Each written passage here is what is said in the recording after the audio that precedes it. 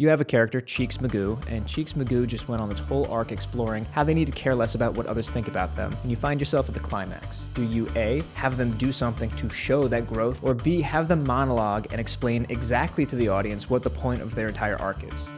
James Gunn chose option B for Superman, and I've been thinking about it a lot, especially with all the behind-the-scenes footage. You know, something about that moment didn't sit right with me. The phrase that came to mind was "on the nose," and I think I figured out why. It's because that moment has no filter. Filter, don't you mean subtext? Filters are kind of the intention behind the words or actions. They're a tool that the character uses to get what they want, even if it's entirely subconscious. Subtext is what can we imply from those words or actions. Example time. Back to Cheeky Magoo, we're at the press event for Cheeky Magoo's new book, and the interviewer comes up and is like, "Hey Cheeky, what does it feel like to be a household name?" And so Cheeky replies, "Well, you know, I'm just glad to get the message out there." The filter is, gee, I don't want to come off like I'm completely self-indulgent, so let me humble myself a little bit. But the subtext is, Cheeky's completely thriving in the glory of being in the spotlight. People in films and people in real life, we try to interpret people's filters. It's like a survival tactic for us. You know, we're trying to see the intent behind their words so we don't fall into a trap. That's why, like, when a guy in front of a camera is like, "Hey, subscribe," and stroke the notification rod,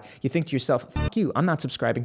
I'm sure the fact that I'm even pointing this out, you're thinking, "Oh, this guy's trying to do some reverse psychology to get me to subscribe." Fuck you. But the point is, when we can't pick up on a person's filter, we get suspicious because we always assume that it's there. Going back to Superman, even David Cornsweat is expecting there to be some kind of intention behind those words. If I say, "That's what it is to be human," that feels like I'm trying to prove it still, as opposed to I really know it. We're all trained to pick up on filters, and the fact that there really is none here is throwing this guy off his game. But this is Superman. This is the guy that goes out of his way to save a squirrel. There's no real ulterior motive here. There's no filter in this moment, so all we're left with is subtext, and that's what James Gunn is talking about right here. For you to talk about how it's okay to be vulnerable, you have to be vulnerable.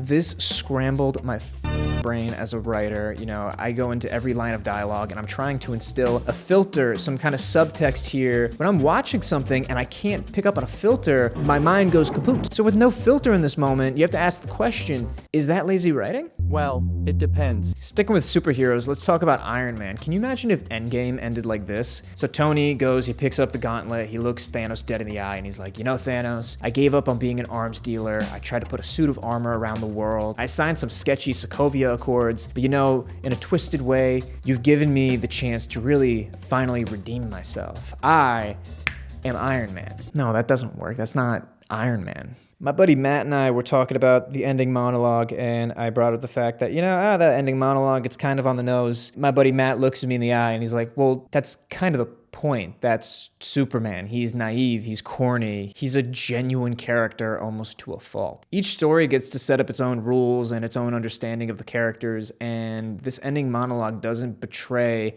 any understanding of the character. He's saving squirrels. He's empathizing with Metamorpho. That's the name. So I didn't really explain that well. What I'm trying to get at is that Clark has already shown kindness and shown vulnerability throughout the entire story. So even if he were to show instead of tell in this scenario, it wouldn't have the same punch as Tony snapping his fingers at the end of Endgame because he's already been doing that throughout the whole story. There's an argument to be made that Clark doesn't have an arc in the typical sense. He doesn't start off like an asshole and need to grow into this kind Superman he is met with this weird life-changing twist on his reality on why he was sent to Earth, and he needs to learn to accept that. You know, he's more along the lines of a character that has been given this terminal illness and needs to find acceptance in that. There's no moral, ethical growth to be made. So then I gotta ask myself, am I just being a cynical asshole?